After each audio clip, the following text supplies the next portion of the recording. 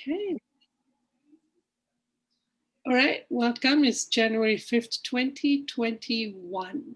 I just wanted an excuse to say that number. It's 2021. Today we're discussing chapter 22, the work and teachings of the Christ. It's a very, very compact chapter that could have easily moved into like a 5 parts discussion. So I've decided to bring it down to focus on the teachings. There's a summary of the teachings of the Christ. Decided to keep the discussion to that. There's also a conversation in it about Christ and Jesus and Christ being removed. So Jesus experienced the parts of his death, the torture and his death. And there's also a conversation about the resurrection.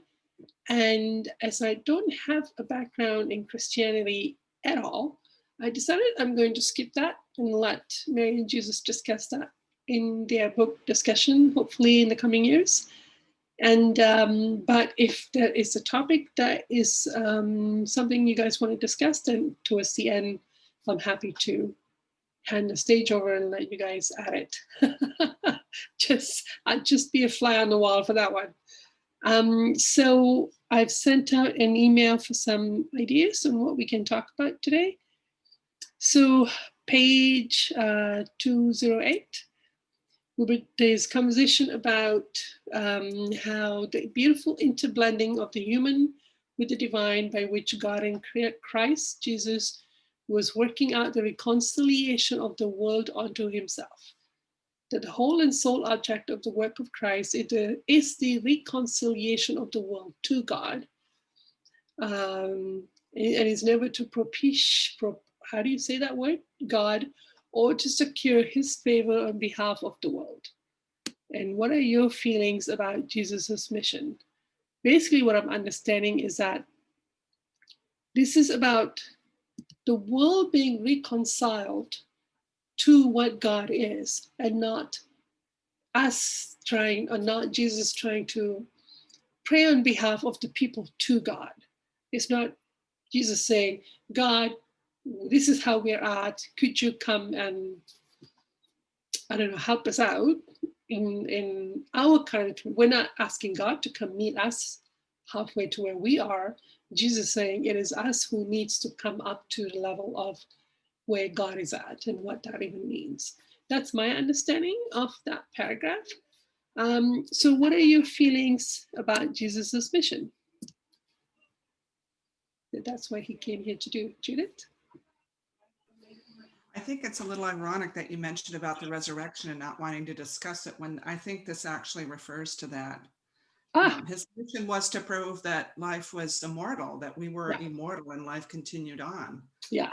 So that's my understanding of what resurrection means, and that's what I'm going. That's what I think it means. But I think in Christianity, it's become something bigger, and like I can't speak. There's a sentence in the chapter, that actually says he asked Afar to kind of, if you would remove your feeling of Christianity and your understandings of it. Yeah. And so you don't have to be Christian to understand the resurrection. I mean, it's just that proving that life continues on. Right. That, well, if that's what it means, then yeah, I think I get that. Right. Yeah. And he had to prove it because no one believed it. And it says that, you can talk about it, or the, what does it say? The fundamental difficulty to the establishment of this desirable partnership on the human side was the doubt as to whether man was really immortal. Right. And everyone was ignorant. So how does a person prove immortality? They have to experience it. Right. So his mission was to experience it. And to demonstrate. Right, and to demonstrate it, right. Okay. Which is pretty awesome, because as the chapter goes on, it talks about how Christ in part left him so he would actually truly experience it as a human, the death and which was his desire, to show people God's truth on the world, on the earth. Well, I feel like that part, I feel like I need it'd be best for Jesus himself to kind of explain here's what was going on for him at that time. And I think maybe he has described that in one of the lectures, but we haven't found it yet. Something in me gets a little uncomfortable touching those topics, and I go, I need to back away from facilitating any kind of conversation about it. But how do you feel about that Jesus's work, about his mission was to reconcile the world to God? He was reconciling where we're at and bringing that relationship, reconciling the relationship we have to what God really is. Like, what are your feelings about that, Virginia? The first thing that comes up for me when I read this is just how Jesus's love for humanity is just so true and deep that he was willing to do this Right. for humanity, so that we could have this understanding. But I also see it as part of us showing that each and every one of us can have a relationship with God. Right. There's an emphasis on the individual relationship we need to have. And how you work on this as an individual. Yeah. Not necessarily as a collective. Yeah. Okay. Right. Like. Nice. Okay. And yeah, that's a good observation that Jesus loves God a lot, but then he also loves us a lot. And so, but then he doesn't get God to negotiate God's laws and God's love for our sake. Like for me, I like to say, well, God, you can see I'm from this culture and I have this background, and can't you give me a break?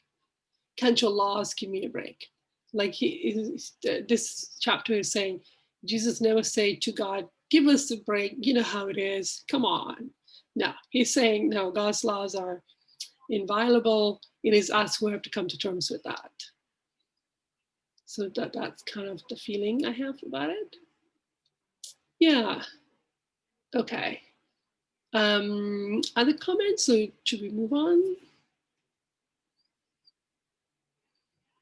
Like, it's a pretty lonely job because we all have our own understanding of what we feel God is and how we feel God should give us a break or take care of us or give us what we want.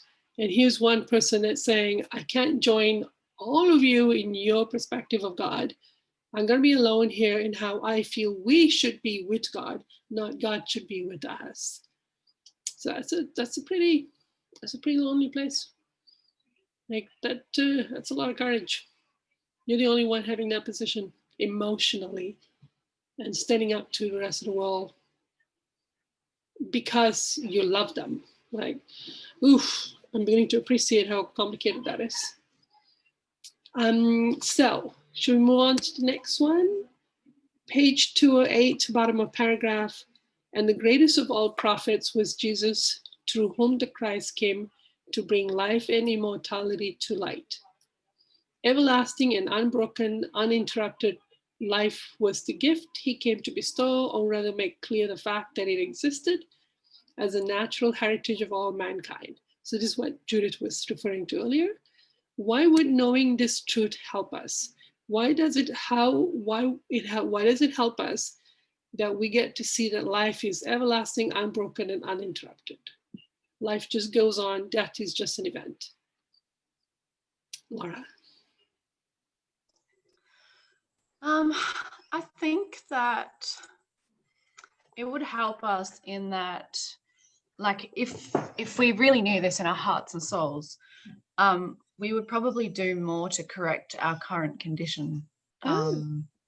So if we knew what what Jesus knew in the first century, and about growing our love towards God, it could potentially save us a lot of suffering, not only in our lives here, but in the spirit world when we enter. I'm not sure of how much he knew, but I knew he spoke to spirits and stuff. When he was alive in the first century, so he obviously knew from that perspective, that there was an afterlife and everything, and from God. But like, yeah, I don't know. I just think if we really knew it, yeah, we'd probably do more about our condition now. That's really good observation. I like that. We would do more to correct our condition, so that we're kind of saying, well, here's my soul condition as it is. I'm just going to keep chipping away until I pass, even though I may pass from one of these sins, but I'm going to chip away 2 or 3 or 4 of them while I'm at it. And then the correction of our condition requires us to correct to earth or people on earth some of the sins. So we're actually doing a lot of good back to earth life in the process of correcting our condition. And then you're also speaking about growing our love to God. So we're not seeing like we have this peak and then we crash and then it's over. We're seeing our life as like this continuum. So we continue to grow our love for God. How much would that help our spiritual life because of it? That's a really good observation, actually, Laura. That's wow. Yeah, it's nice. So, Selena? I agree with that. And I also think that it helps us to see God as a father, that he's good and that he's doesn't want to, like, we never die. Like, he created us to never die because he loves us and will always love us.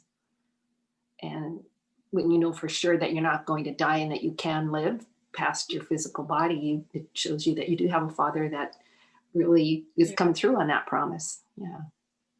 And what would it do for you to have a life knowing you have a parent that is looking out for you?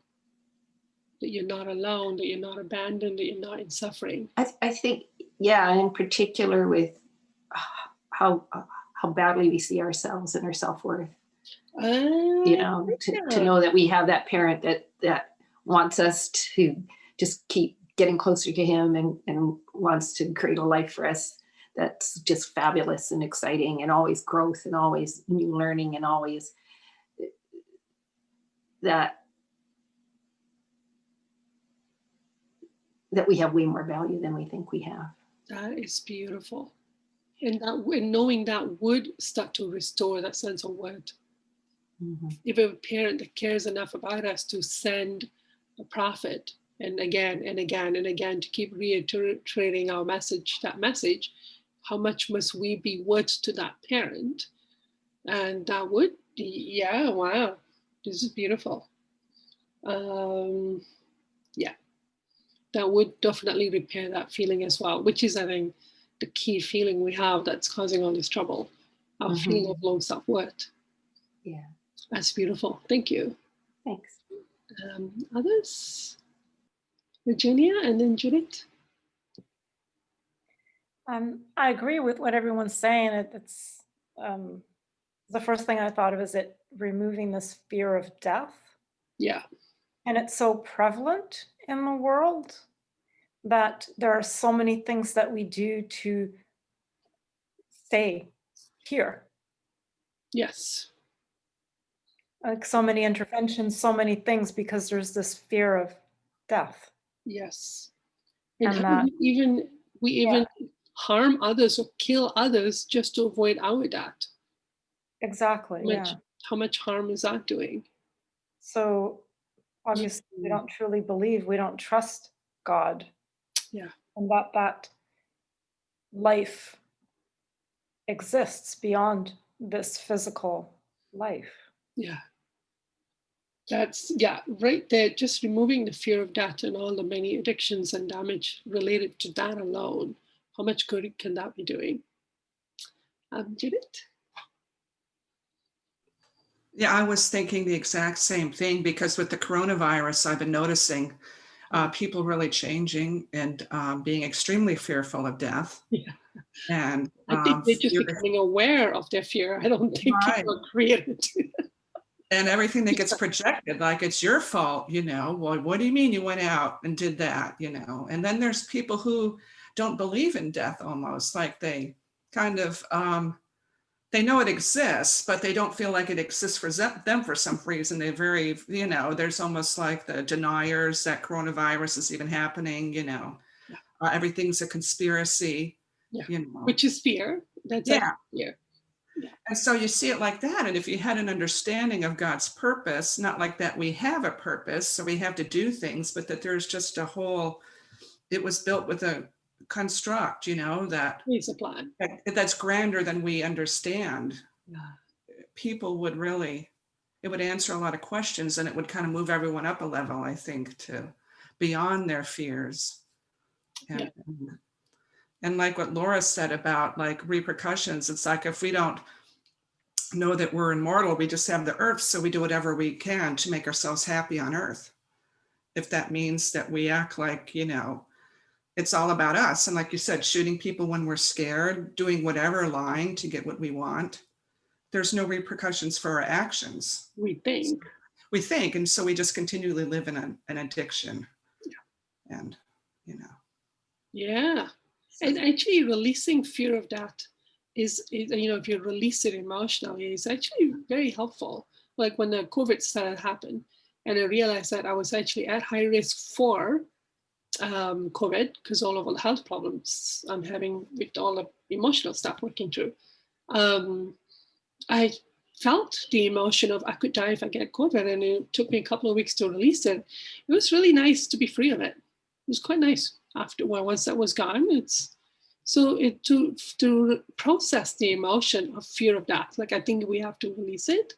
Until we release it, you're living in it, and you're making addictive choices out of it. Right. And I still have more layers to go through around fear of death around it. So nice, good observations. Okay, so the next one, page 212. The Christ found a race of children running about with preliminary inquiry it is still making. What is truth? And he wisely took the kindergarten system of teaching from natural pictures and parables, the parable, the elementary lessons, which others coming after him would gradually follow up until the ministering spirits of God would lead mankind into all truth.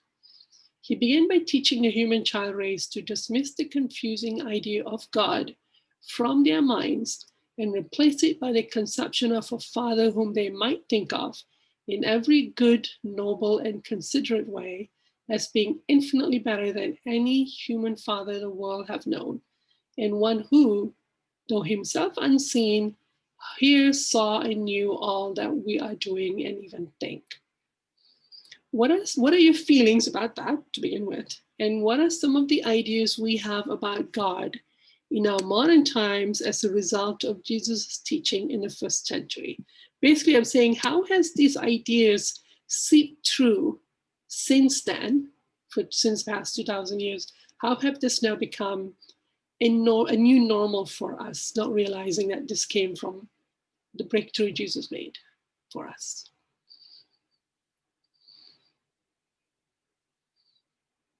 Laura and then Judith.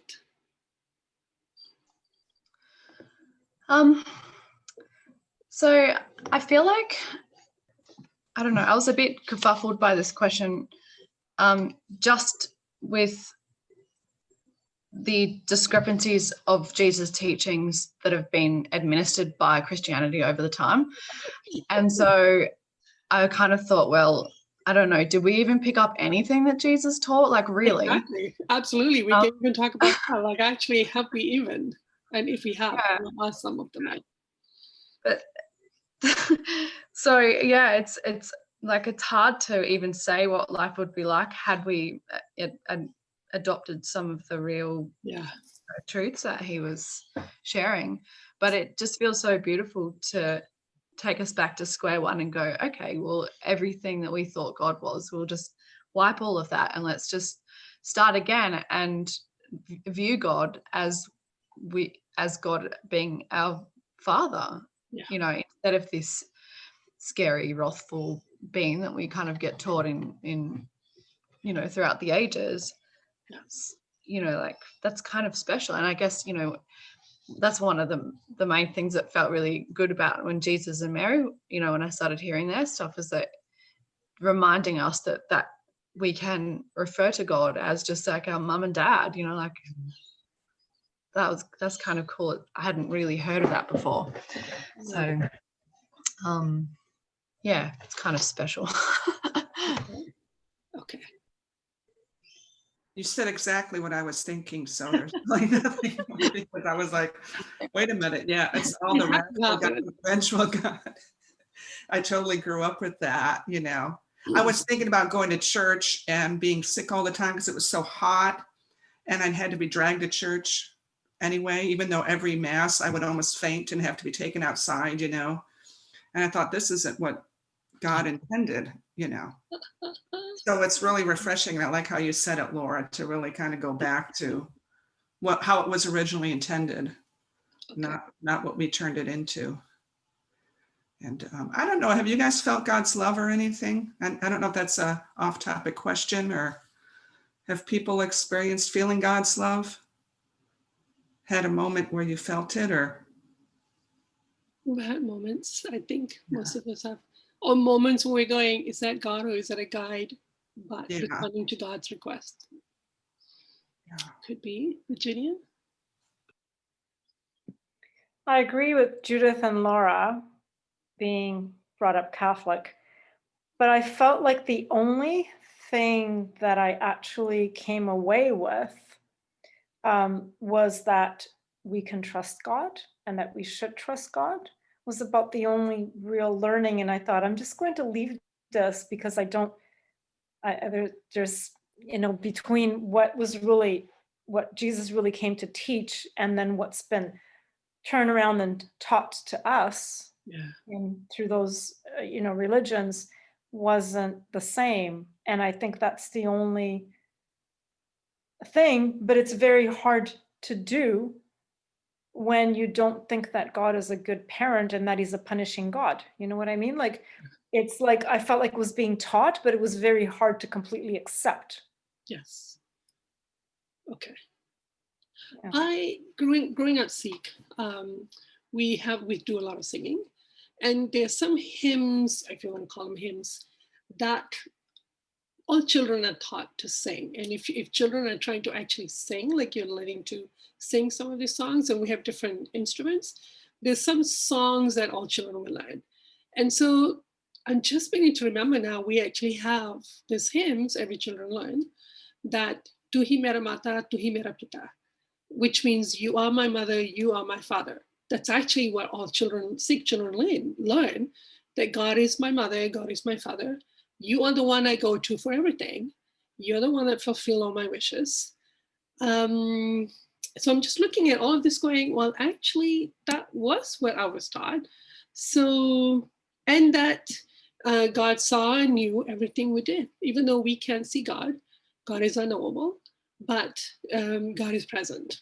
So I'm thinking, oh, actually, that in some other religions that came later, I guess, these teachings were able to be channeled and received, probably.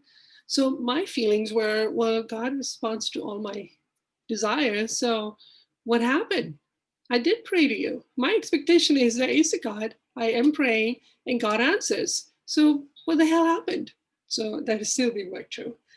So I had to feel, what I had to learn was that people had free will and that it was people who were doing terrible things to me. And it's about that free will piece that I'm still negotiating with a hurt child. She is oh my God, watch out, your hurt children carry your real nature. You can't just tell them stuff. You gotta like convince them and educate them and negotiate with them. And it's a full-on relationship. And for some reason, I was feeling a lot of sadness and despair, and I was like, I need something to uplift me. And so I got drawn to watching Queer Eye on Netflix. I can't pronounce that word. And so it's about Pastor Noah. The first one is about Pastor Noah from the Lutheran Church. And so and he's a gay pastor. So in this episode, he is actually facing the pain that church has caused him and is expressing Christianity with the way he feels God would have wanted to treat LGBT community. And racism. Like he's in the fire.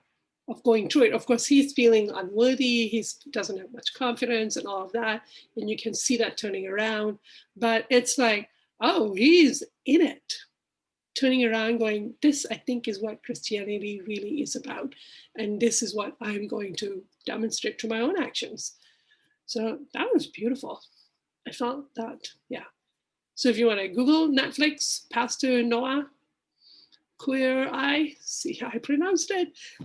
So see if that's to give some, because they were very raw about, and one of their Fab Fives, he also was sharing about his hurt about what it was like to be gay and Catholic in church. So that was, yeah, very cool. But it was interesting for me to attract that yesterday, just as this topic is about to come up. Okay, so, well, I think that what Jesus brought down, as in channeled about God, probably is there. I think it's probably become, some ideas have become mainstream, but we don't realize. It's just like Freud. Supposedly psychotherapy, all these ideas that Freud had were bizarre and new, and yet we all talk about it now. We all talk about projection. We all talk about, the shadow side and all of those psychotherapy languages. So I have a feeling that some of these ideas about God that Jesus had received has become mainstream, and is seeped into our common language, but maybe we'll have to investigate as we go. Selena. I'm reading Homecoming right now, and I'm finding a lot of it has a lot of stuff in common with Jesus's teachings and Really, John Bradshaw. And bringing God into the picture, like Really? talking about you like you're God's child.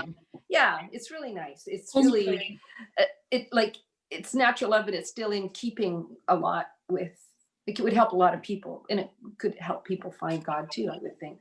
That's beautiful. Okay, Homecoming, I'll look it up. Oh yeah, it's John good. Bradshaw. Yeah, I did a practice, like an exercise that's in the book, and at the end well, what's the last? Oh, it's so beautiful. God, when God created you, he smiled. That's something like that, It's really trying to get you to go back into your childhood pain, like regression sort of meditation. So he's at that how to heal the hurt self phase then.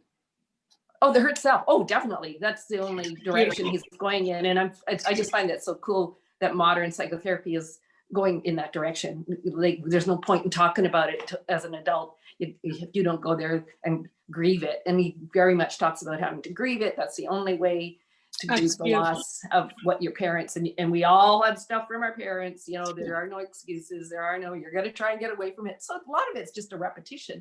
Beautiful. But it's nice to see it in mainstream therapies, Okay. Yeah. Thank you. Karen, so good for you to come. I'm glad you're here. Okay, so let's go on to the email page 212. Christ knew his Father had come from him to teach mankind the way to the home where God awaited their coming. And if they prayed to him as our Father who are in heaven and lived a life such as Christ would live for man's example, the prayer would be heard while they lived, as he would show them to them. It would not be possible for them to ask for anything but what the Father intended them to have. So basically, desire that's in harmony with God's truth, God's laws, I'm thinking. What are some of the things we could be asking for, which God would fulfill if we lived the way Jesus is showing us to live? And what I mean by that, I'm also talking about not just desires that are like for other people's goods, but for our own happiness as well. Like, us getting what we want, having a happy life is also part of the equation. So what would some of those things be you think we could be asking for that God definitely wants to give that would bring happiness? Virginia? Praying for a desire for truth and for God's love. Praying for truth and praying for God's love. Okay. What else?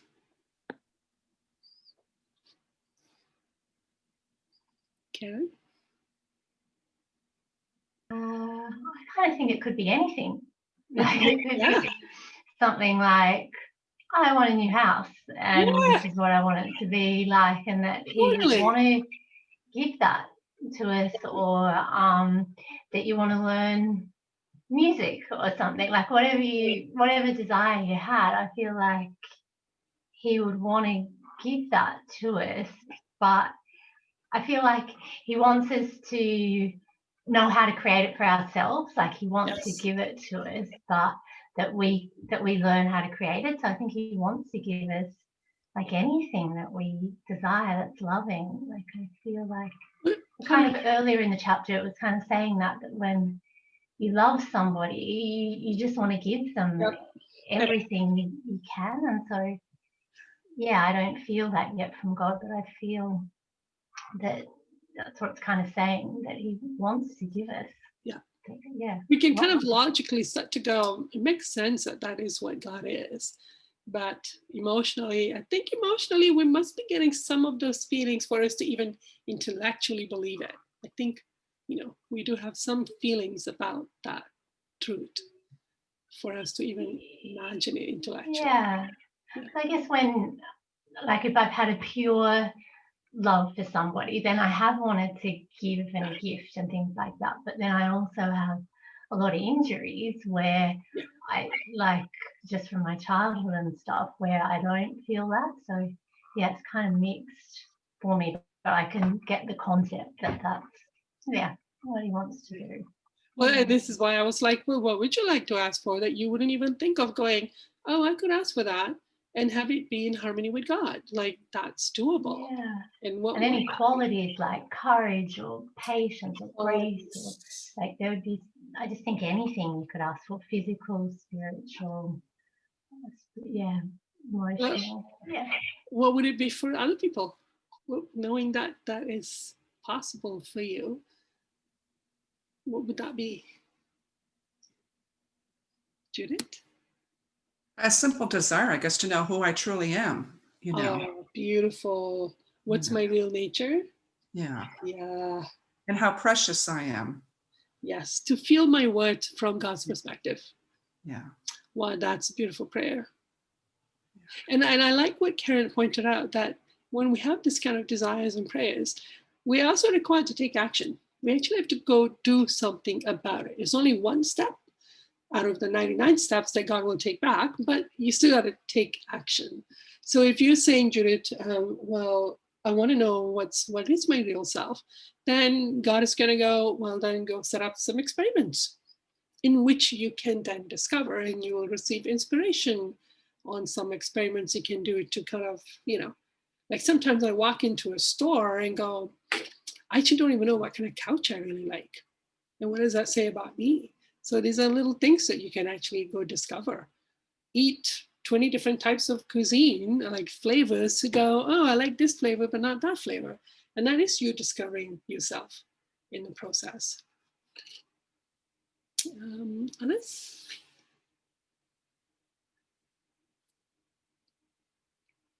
Laura? We could also ask for things for others, like praying for others, or praying for situations, or that kind of thing. Absolutely. Yeah, but also soulmate stuff. Like, knowing the other half. I've forgotten that again. Teasing myself, going, that didn't even cross my mind. Okay, right. But yeah, like what Judith said as well, learning about our true character and nature as God created our soul to be. That's something I was sort of starting to play with a little while ago, just that thought, and just it feels like pretty amazing that someone's put time and energy into creating, all this. But I don't even know what that's about yet, because I'm so injured. So uncovering that and unpacking that would be pretty awesome. I have a desire, if I can live long enough to continue on and explore some of my passion, is a scientific exploration of prayer. That would be pretty cool. to kind of scientifically investigate the power of prayer, how it works and the effect, and that'd be so exciting. Yeah. Others? You can pray for qualities of your own, to have more courage, to have more patience. You can pray for qualities. You can pray for more loving home, something that's as an expression of love for yourself. You can pray to discover your nature. You can pray about your soulmate, for your soulmate. We got a lovely list here. Praying for truth, praying for God's love, praying to feel how God feels about us. That's beautiful. And then praying for others. Ooh, that's my playground right there. It's like sky is the limit and it's infinite. So yeah, so much to explore there. Okay. So the next point we have is page 212. All things whatsoever you would that men should do to you, do you even so to them. That is the law and the prophets. What are some ways in which you are living according to this guidance? I don't want to talk about how we're not living, because, gotta have a little bit of positivity. I'm sure you're doing this to some extent. How do you feel you're living based on that principle?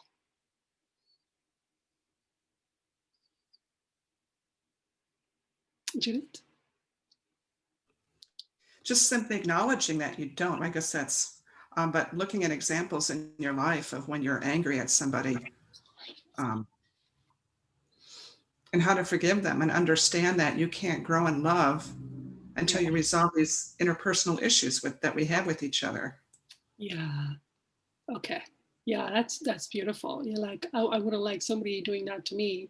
So if I'm feeling anger, I'm gonna try to pray and try to find how I can forgive. Or do I need to repent? Do I need to forgive? Which one am I doing? Am I doing both? Help me out here. Yeah, that's beautiful. Thank you. What else?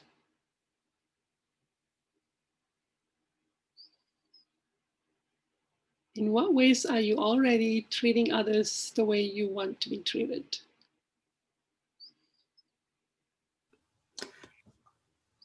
Judith again? I guess I could know what I was feeling about, like being angry at my mother who's passed, but knowing that she's in a bad place because she feels bad about what happened. Yeah. And so I'm trying to, and I've been praying about, like, well, how can I'm not at the place where I totally forgive her, but I don't want this anger in me to harm her. So I'm praying to God to help me feel it without it hurting her. Yes. How can I own my emotion instead of Right. project? Yeah. And to take away the injury of my anger, because I have done things to her that are on me. Yeah. That are, Yeah. Okay. That's beautiful. Yeah. It's like, it starts with a prayer. It starts with desire. It's like, this is where I'm at. This is where I like to get to. Please help me. That's beautiful. Yeah. Because that is how you're going to have to start anything. This is not where I am, but I would like to. How do I get from here to there? Yeah. Others? Come on, you got to give yourself a break here. You're not all bad. Virginia? Because I have this, excuse me, addiction to fixing. Yeah. Being the fixer-upper, fixing myself, fixing other people, always looking for that. So every time I want to do something for somebody now, that I've become aware of it, I pray and ask God, like, how would you want me to help this person? Wow. Because I feel like what I see and how I want to treat people as I want to be treated, because I have so many addictions, that then I doubt myself and think that I'm not seeing it clearly. Am I really helping? Exactly. Am I hurting? And so I've become kind of, praying all the time, because I'm not really sure. I need guidance to really do this, because I always thought that I was helping people and I'm not. Yeah.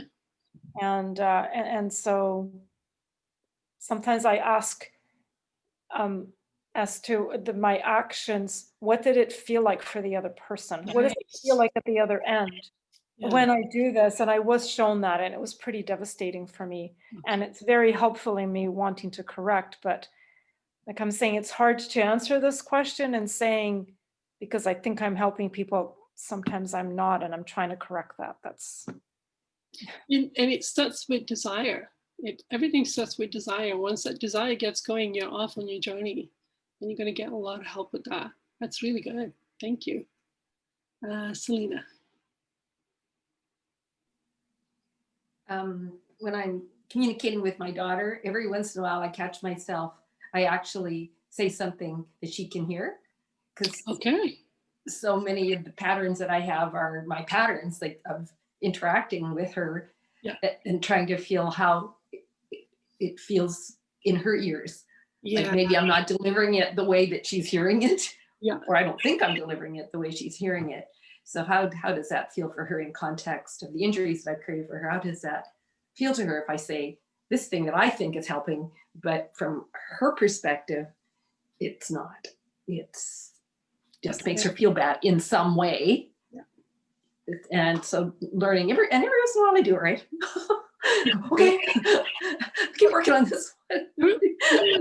Coming to the same thing here, that you're all coming to the same kind of intelligence or wisdom, which is, well, how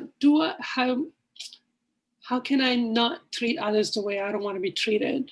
Well, then I have to ask, what does it feel like to them to receive it? And then you're going, ooh, that's terrible. I wouldn't want to do that. I don't want to receive that.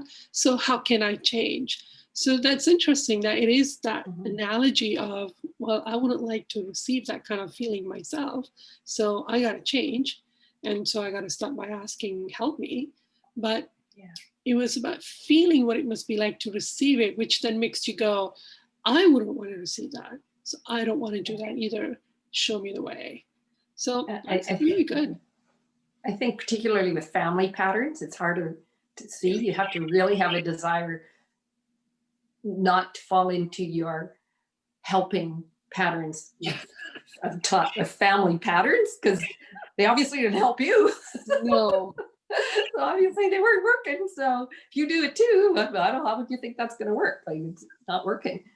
Because you're trying to learn something you don't know anything about. Yeah. Really.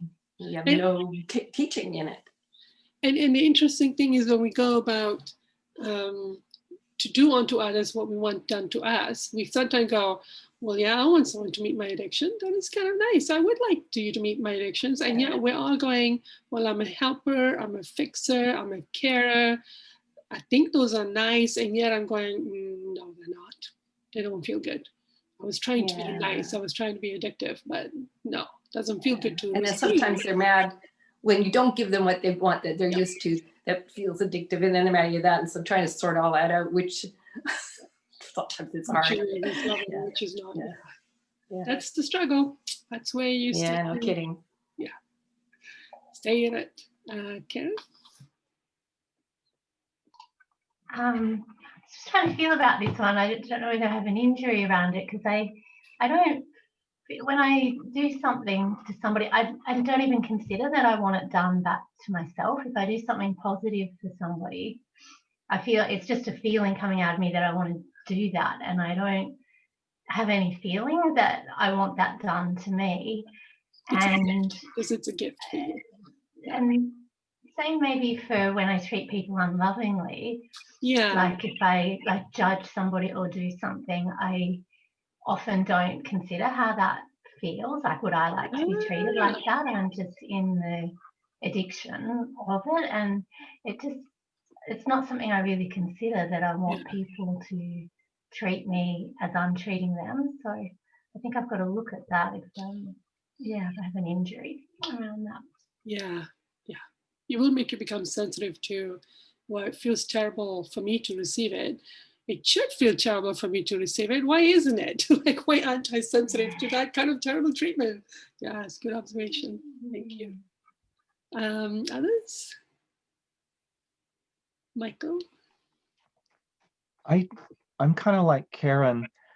I don't think of what I'm not guided by what the other person might be feeling. Yeah. Karen, forgive me if I misrepresent you. I should have not said that. I think of how I feel and how I want them to feel as a caretaker, and I'm not maybe feeling so much I'm not really asking or open to how they really feel. Yeah. You To know? receive it. And I realize I act based on the values maybe that I was raised with, and that I adopted in reaction to the way I was raised. Yeah. And maybe it would have been different if I had been taught this rule. Think of how others feel in this situation. How would you feel if this were happening to you? My mind doesn't go that way. No. So it's a good lesson that I haven't applied at all. Yeah, it could help us to become more sensitive. And yet, from some of us here, as we start to investigate our addictions, we end up asking that question anyway, as a way of sensitizing, like, is this loving or not? Yeah, no, that is like what Laura was saying earlier. Have we incorporated Jesus' teaching at all in this past 2,000 years? It's like, well, okay, that was one of his teaching. Do unto others as you wish to be done unto you. If you can just do that, you will be living morally or ethically. Morally, I think that would be morally. Then you're living a moral life, and you probably not sin as much. That would have been right there. Would have been pretty simple guideline to live by. I think Jesus mentioned that in one of his lectures recently, so that's why I remember it. That guidelines were given, even if the teachings got corrupted or misinterpreted. Some teachings are there. So, but yeah, we have conveniently, as humanity, not incorporated that very well. Or if we do, we're kind of going, well, yeah, I would like to be treated addictively, so I will meet your addiction, so then you'll meet mine. Until you start to feel what it really feels like to receive that kind of pain, then you, I guess, the real teachings kick in. Laura, did you raise your hand? Yeah. Yeah, thanks. I feel like there was this key point as well right after that in the book, and it says, this command is to be so literally carried out or honestly aimed at, that when the child prays to his father, he need not fear to link with his petition the plea, forgive me my trespasses as I forgive them that trespass against me. And he who can fearlessly make this request has nothing to fear. Yeah. And I think that they're talking about the demonstration of like this misconception that we have been taught with God, that we have to fear, and that whenever we connect to God, we have to, rattle off all of these things that we've done wrong in the week before we're able to pray. Yes. And I think, you got to being able to, that's it. That's what they say. Like, you're a bad person, but then maybe you could get a good, you could ask for something at the end if you're lucky or something. I don't know. It just that reiterates that thing about prayer that we discussed just a bit ago, like that we are able to have that heartfelt connection with God, and we don't necessarily have to, it's not a requirement that we offload all of our sinful actions in the week. Like, I don't know, I just felt like that was kind of important. Yeah. And as you worked and as you process that injury that you experienced from you growing up, you'll start to receive some truth usually. So I'm really curious what will change for you as you start to receive how God has intended it. Yes, I am sinning. Yes, I'm in my addictions right now. And yes, I'm praying to you. And how does that work? It's something that you will be able to then receive that correction with how God had intended it. Because I remember making stuff up when we had to go to confession in I was in a Catholic school, and we had to go into this box and talk to this scary man, and you had to make him sound like pretty worthy of being bad. I wonder if you then decided next week I need to go cuss or something so that I can actually have something real to confess about. Yeah, like I didn't do the dishes when my mom told me to do them. Like, what the heck? You're paying attention to your sins all week now. Like, I need something to talk about. That's beautiful. Okay, thank you. That's quite an injury to process and heal from, eh? Okay, so Judith, were you raising your hand or no?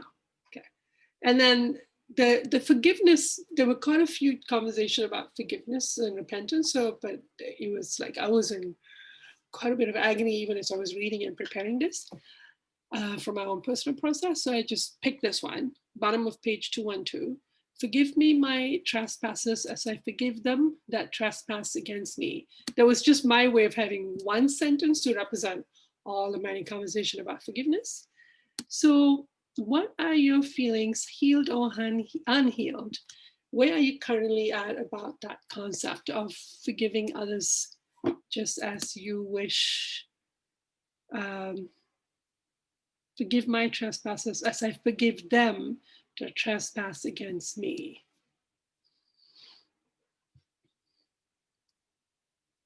Laura?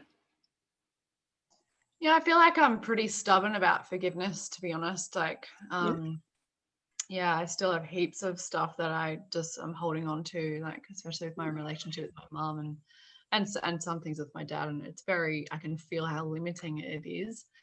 And so I guess there's definitely more investigation that I need to do on what forgiveness actually is, because I don't feel like I really properly understand what it is yet. I find for myself, I have some very strong emotions about having to forgive and wanting to forgive. And some of the ones I had to work on was, I want justice. Give me justice. Show me there is justice, and then I'll think about it. So, and over the years, as I kept feeling that pain about justice and then started to receive God's truth about it in the education process, I've now released that.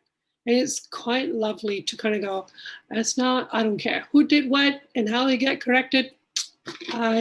Whatever. How do I heal the child? Because forgiveness is about healing the child. So now that correction has happened. But it took years of like really battling this issue out to get to that place. So do you know which one? Say again?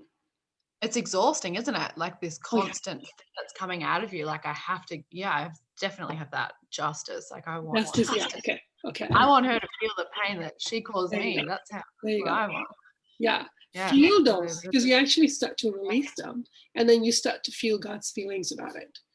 And you start to see how it's all done very mathematically, very accurately. So now I don't care. It's not on me. It's not my domain. I have no interest in it. I'm free of that now. So you do get to a different place. But it starts by identifying what is it about forgiveness that you're stuck at. Like, I want to see her suffer. I want to know that I was okay, there's the feeling. So you work with that, and then that gets released, and then you come to another one. Yeah, and I feel like learning about compassion as well is kind of ties in with it. Like, because without being able to have compassion for where that injury came from inside of, whoever, it's like you can't forgive without that. Like, I don't have compassion for those who have harmed me, but I want to forgive out of love for the hurt self.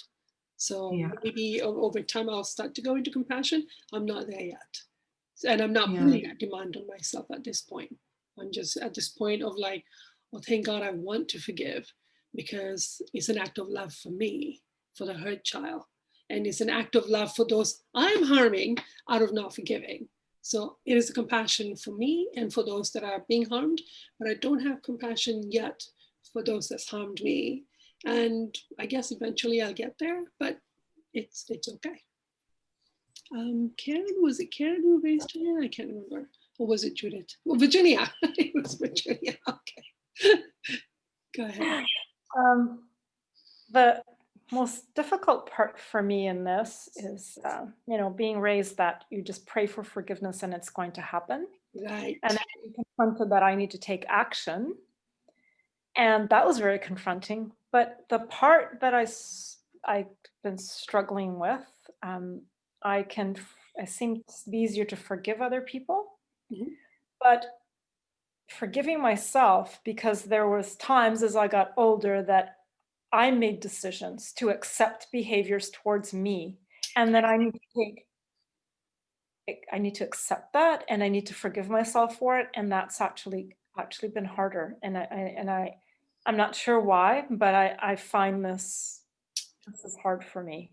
I'm still really working in that, and that I think that comes from wanting to just blame the other person for what happened, what they No, did but to you're me. blaming you though. Right. Pardon me? But you're blaming you.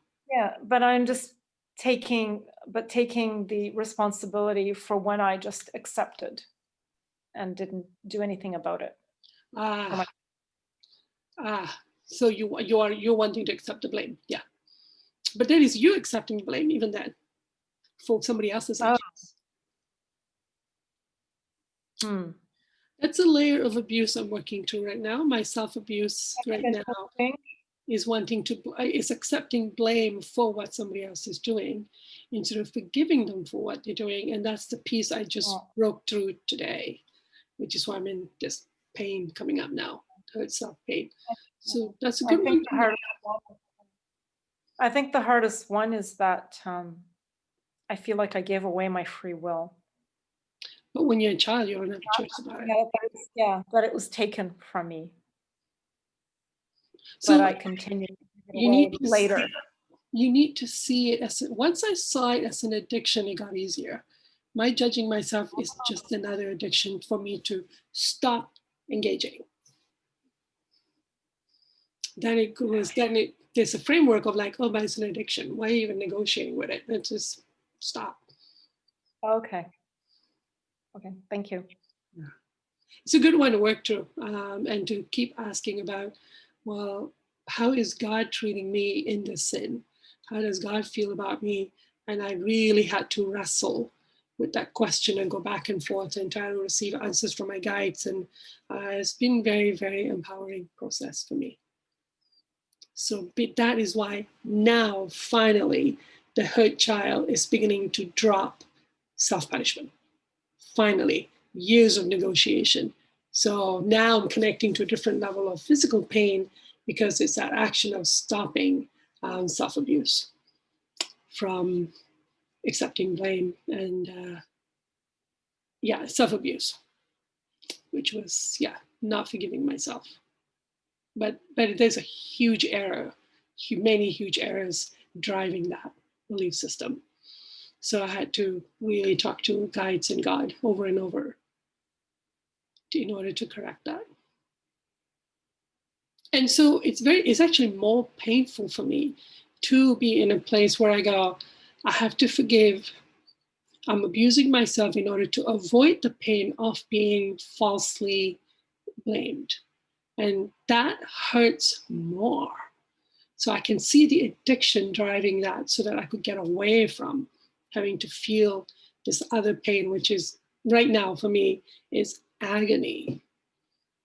It's easier for me to abuse myself so that I can get away from it, which cultivates a lot of anger and self-abuse.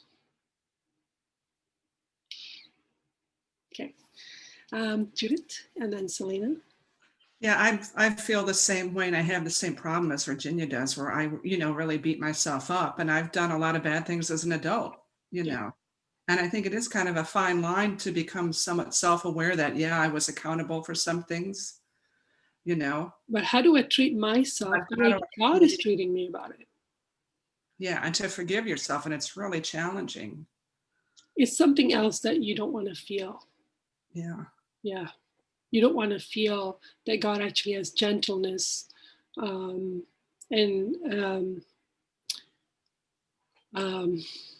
like God is actually treating you decently as a decent human being in seeing you as a sinner. And that feels terrible for some reason. Yeah. And I had to look back too, I don't know if Virginia had the same experience, but it seemed like my father, especially, anytime I made a mistake, it was like you were shamed for it. Yeah. So yeah, it's that same notes that go off in your head that reel anytime you make a mistake or you learn of a mistake. yeah. It's like, oh, great. Another. It's because that's the sin of love of self, right? That's the sin of how you're loving you, how you're treating yourself. That is one of the key, how you treat yourself, how you treat your soulmate, how you treat others, how you treat your environment. Like that's as important as all the other ones that you have to correct. It's a good one to work through. Like keep engaging that battle. It's been rough for me for 2 years now. It's been pretty rough and pretty confronting to see how terribly I'm abusing myself. I'm just in the process of stopping some of this addiction, which have now exposed this other layer of terrific pain. I'm just losing my mind in it. Yeah, good observation. Hopefully in a couple of months' time, as I figure more stuff out, I'll be able to do some workshops on this topic, but seems to be is where I'm headed. Knowing how to treat my hurt self seems to be a big part of recovery. To heal, to come back from. You're challenging your addictions, you're stopping your addictions, and then you're going, well, now how do I treat myself? Because I just want to abuse myself now, and that's a sin. So how do you treat yourself in your injury? Injury of harming others and being harmed. In either way, your soul is injured. How do you treat that person? Big work right there. Okay, so Selena, did you raise your hand just now? Yeah, and then Karen. It feels to me, especially when it comes to really feeling a lot of self-abuse in people, do you think that's a result of the injuries coming from extreme narcissism? Oh, can you explain more? Well, parents, like extreme narcissistic parents. Yes, yeah. Like that just feels like people, like it's just so hard to recognize even self-abuse when you have a narcissistic parent. Like people who have had parents, I mean, they might have been totally off the wall and might have had all kinds of issues, but maybe not narcissistic as much. And they seem to have a little bit more ability to see self-abuse than. So it seems like a big product of narcissism. A lot of self-abuse. I'm at the point inability to recognize it. Yeah, the pieces I am uncovering right now is that when you don't want to take responsibility for your emotions, you're going to go into blame. And when you go into blame, you are now blaming the child, who is then told to accept the blame. And that is the process I'm uncovering at this point. So, so the hurt self is now going, I'm being blamed. I'm supposed to accept blame. I deserve punishment. I deserve to have a terrible life. It's now slowly being switched to, no, somebody blamed you because they don't want to take responsibility for their emotions. It was never about you. So now the child can feel a different type of emotions going, oh, it was just somebody that didn't want to feel their emotions. That's all it was about. It was never about me. So now a different type of pain can start to come up for the child to process. While I'm also letting myself feel, I feel I'm a terrible person, because that's what I'm being told. So it's kind of like there's a lot of moving pieces going on for me right now, but that's the area I'm at. Yeah. So maybe I'll discover there's something about narcissism, or that it doesn't matter as long as you don't want to take responsibility for how you're feeling. You're going to blame, and doesn't matter what predisposing condition you have, what mental health condition you have as a parent, as long as you're not taking responsibility for your emotions, you're going to damage the child, because it requires blaming somebody else for it. Like, it's simple. Yeah. Karen. I was just going to say, I was so moved by this whole paragraph about forgiveness when I was reading it. It really made me cry and just really ignited a desire to forgive. And it made me also consider things I hadn't considered, in that it's almost saying it's a command to forgive other people. And so then God so then you will have no fear when God will forgive you. Like this, the part that Laura was reading earlier, like this command is to be so literally carried out or honestly aimed at that when the child prays to his father, he need not fear to link with his petition the plea, forgive me my trespasses, as I forgive them that trespass against me. And he who can fearlessly make this request has nothing to fear. And I hadn't kind of considered the importance of how forgiving others could impact my feelings about God forgiving me. And I feel forgiveness is only something maybe in the last year I've started to more sincerely do. Like I started making lists on who I feel I need to forgive, and I've started to engage the hurt. And but like kind of Virginia and Judith, kind of sounds like most of us, I didn't forgive myself. I was very hard on myself and would judge myself. And that's maybe only in the last 6 weeks I went through some forgiveness process with myself, and the shift I noticed towards the feelings of myself was so dramatic in that it's really increased my faith in that forgiveness. It works, like it, and this paragraph really has inspired me. Like when I was crying, I was just kind of thinking of all the different people that I still needed to forgive, and it's really, I found it a really inspiring page. I would love to hear more. Someday that's where we're going to get to. But wow, that's beautiful. Thank you. Okay. Okay, I have energy for one more point, but I have already crashed a while back. So, all right. The next point is page 213. If a man love not his brother whom he has seen, how can he love God whom he has not seen? So and there's a whole beautiful paragraph about that you have to passionately love your brothers and sisters. So that's how the outgrowth of that is then you loving God. Like it starts with you loving everybody else around you, and then as that grows and grows and grows, that is how you then extend it to God, is what I got from that paragraph. So what are your feelings about loving other people as a way of learning to love God? What are your thoughts about it? Laura?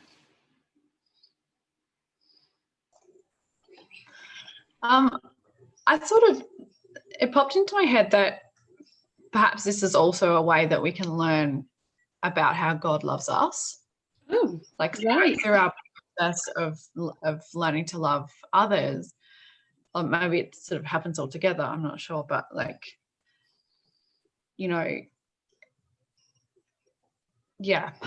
don't know how to reiterate past that, but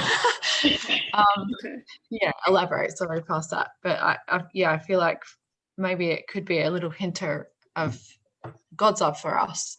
And if God's showing us how to love, do you know what I mean? Like, bring it back to yourself. So you are learning to love your brothers and sisters as a way of learning to love God. So you're loving your brothers and sisters. How does that then make you go, oh, this must be how God is loving me? How would that connect? Well, I feel like if we didn't know how to love our brothers and sisters, but we had a spark of desire to want to know, then God would help to show us how to love, right? That's right. Yeah. So, but I don't know, like up until hearing Divine Truth's teachings and stuff, I don't know if I even had that much of a desire to love others. Like, no. Not like I recognize these things about me where I didn't want to, but so I think maybe the two go hand in hand. I like where you went there with that if I have, in order to learn how to love one another, I'll have to then engage God to teach me. And in that process, you will learn about God's loving nature. Like, yeah, that's going to happen. Because we don't learn about it much on the planet, really, do we? So there's some examples that you see and you're like, oh, that's like pretty interesting quality that they've got there. And that one special person has, because that special person is just born different and there's not the rest of them. Yeah, that's how I used to feel about people that I admired. Like, well, cool. They're born with special karma, or special connection to God or something, or special gifts, and that's not the rest of us. Yeah, thank you. Judith? Yeah, I was also like, I don't think I love people, but I made a decision like to just at least be kinder to people. Wow, okay. But I think when you're kinder and you do it authentically, not in an addiction, like I want to make people happy, you can feel their love back towards you. And that's how you start to get to the place. Feel their love, genuine love towards you. Wow. Well, yeah. And it's quite it's pleasant. It's a gift to kind of feel something coming back to you. Right. And if you're not doing it in an addiction, like trying to, like as Virginia said, fix or be nice, or make yourself feel like you're, a good person, but doing it honestly. Yeah. So it's like, just try every day I try and think about it before I go out in the world. Oh, nice. It's a desire. Wow. Gas station or whatnot, or you go to the grocery store to think about, not cutting someone off with your shopping cart. Thank you. Yeah. Okay. All right. So I've kind of run out of juice. So I feel like I'm at a natural ending here.